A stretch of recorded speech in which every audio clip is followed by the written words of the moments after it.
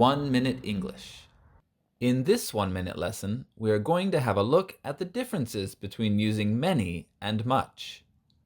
Many is used for countable nouns, things we can easily count, like people, apples, and chairs. For example, there are many people in the office. Much is for uncountable nouns, like time, weight, and distance. And to count these, we need a unit of measurement, like a minute, a gram, or a meter. For example, I don't have much free time, only a few hours after work.